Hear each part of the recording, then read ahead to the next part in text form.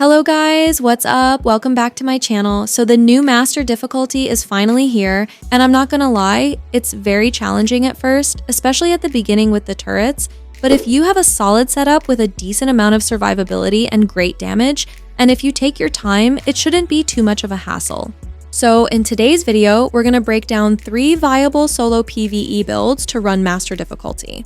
These 3 builds are well balanced, and we will be using some of the strongest gear sets, weapons, and gear pieces for each setup. Another thing is that these builds are designed to fit my playstyle, so since I like having some armor, as opposed to going all red core weapon damage, it keeps me alive, but with the way these builds are set up, like with the gear talents and passive modifiers, things like that, you should still see some great damage, but these builds are pretty solid to run this new difficulty mode in my opinion.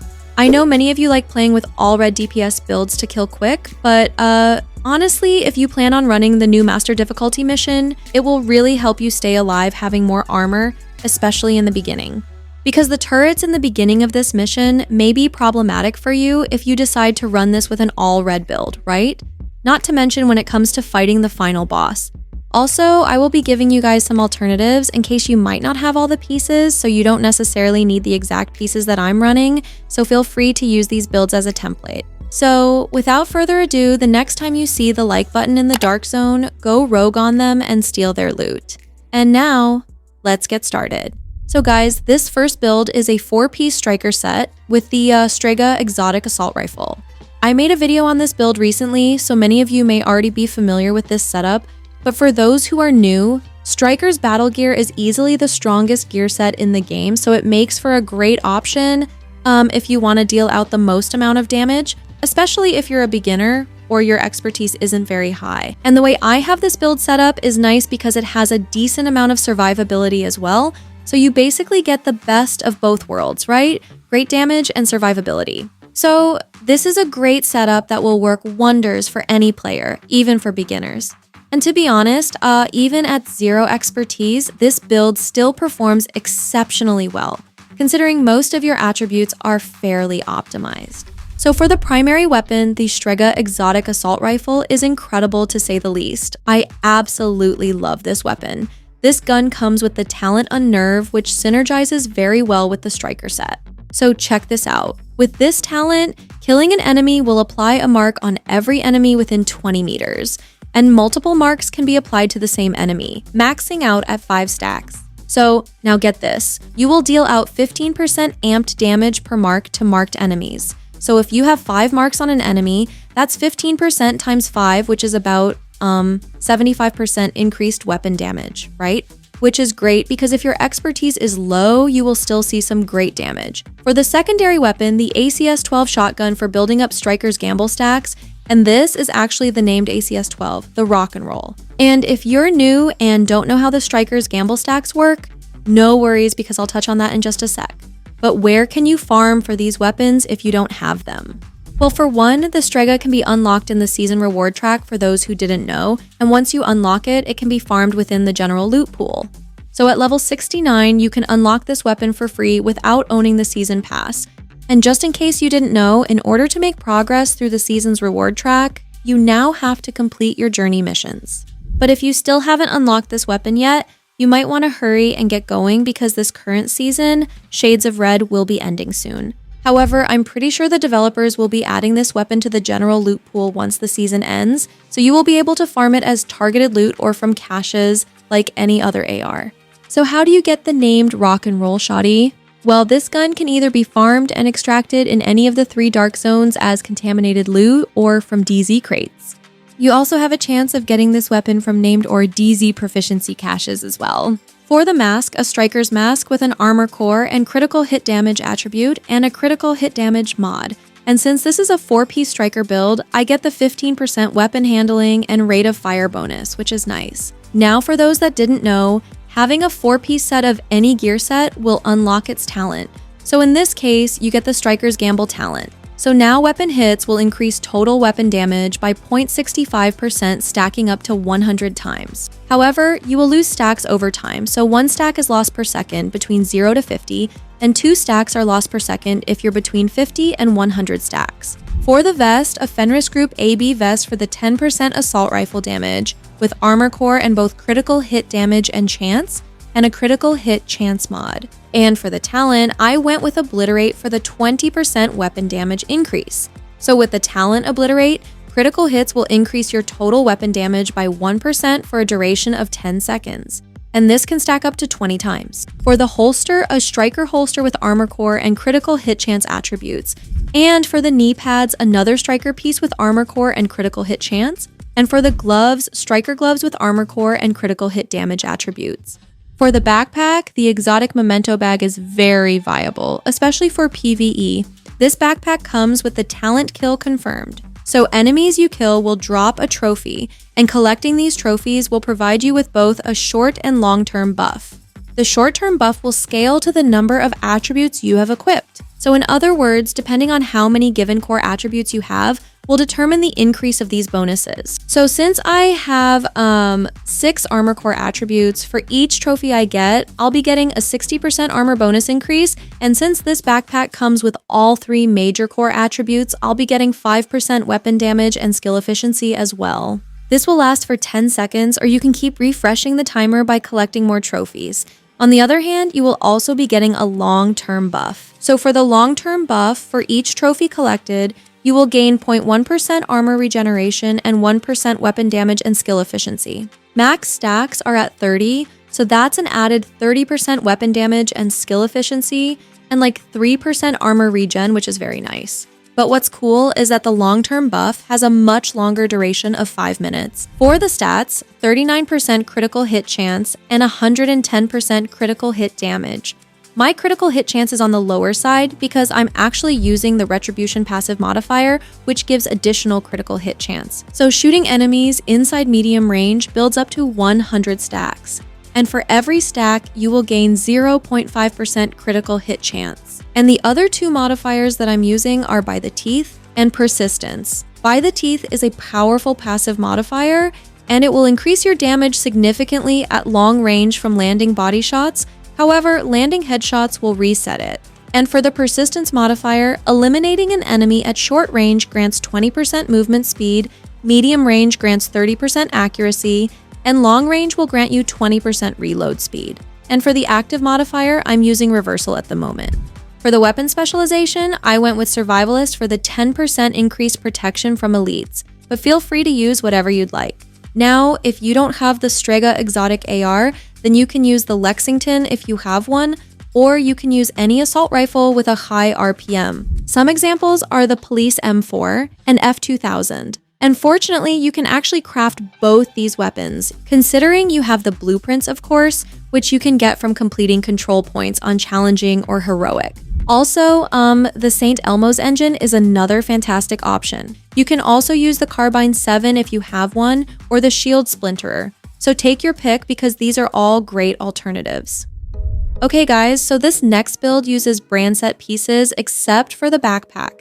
So I decided to use the Memento Exotic backpack with this setup as well for the increased survivability, because again, it really helps keep you alive in this master difficulty run. Not to mention, the Memento bag also provides armor, and since I'm running the Intimidate vest talent, Memento will also help activate it. So for that reason, the Memento bag and Intimidate synergize very well together. And since Intimidate only works on enemies within close proximity to you, it makes this a close to medium range build. And with the bonus armor and armor regen coming from the Memento bag, you basically have survivability insurance. This setup stacks a lot of critical hit damage, so it also has a great amount of damage as well. The main weapon I'm using for this setup is the Lexington high-end assault rifle, which was actually rewarded to veteran players a while back. But I know many of you don't have this weapon, so I'll be giving you some great alternatives. So this build has over 200% critical hit damage, and that's without the 70% added critical hit damage that you get from the killer weapon talent. Also, the critical hit chance is low, but that's not a problem because I'm running the Retribution modifier, which again grants you critical hit chance, right? So with the talent killer, killing an enemy with a critical hit grants 70% critical hit damage for 10 seconds. And for the weapon mods, you want to stack as much crit damage here as you can. As you can see, most of my mods provide critical hit damage, and the 556 Extendo Mag for the extra 20 rounds. And if you need any of these mods, most of them can be attained by completing level 3 or 4 control points, except for the underbarrel mod for the tactical short grip. This attachment comes with the firewall weapon specialization, so I get a nice 15% extra critical hit damage. For the secondary weapon, you can use whatever you prefer, but I actually recommend using either the Scorpio or the St. Elmo's engine, because both these weapons will apply a shock to the enemy, making them great for crowd control. An excellent alternative to the Lexington is the Carbine 7, or if you don't have the Carbine 7, then you can use any of the alternatives I mentioned for the first build, so the Police M4, F2000, and so on. Now for the mask, a Walker Harris mask for the 5% weapon damage bonus, rolled with blue core armor and both critical hit damage and chance, with a critical hit damage mod. And for the vest, a Fenris group vest for the 10% assault rifle damage, rolled with weapon damage and crits, with a critical hit damage mod. And for Intimidate, you will need to have bonus armor for this talent to work, which is where the memento bag comes in. So while you have bonus armor, you will gain 1 stack for each second, and each stack will grant you 4% weapon damage to enemies within 10 meters of you. And since stacks cap out at 9, you can get up to 36% increased weapon damage. So that's super nice. For the holster, the Picaro's named Brazos holster for an additional 10% weapon damage, rolled with armor core and critical hit damage. This named piece is equivalent to having another piece of Fenris, so it gives a nice damage boost. For the knee pads, 1 piece of Grupo for the 13% critical hit damage bonus, rolled with armor core, critical hit chance and damage, and improvised gloves again, rolled with armor core and crits. These improvised gloves comes with a mod slot, which is nice because I get to add an additional 12% critical hit damage to the build. Also, improvised pieces of gear can be crafted at the crafting station. Last but not least, the exotic memento bag with a critical hit damage mod. So you want to have crit damage mods everywhere. However, if your build isn't fully optimized and perhaps you're struggling to stay alive, try adding some protection from elite mods onto your gear pieces for added survivability against the elite NPCs. I personally don't use them, but they may help you if you have any. Now for the skills, I'm using the Crusader Ballistic Shield, which is my all-time favorite for PVE, and for the secondary skill, I'm using the Reviver Hive.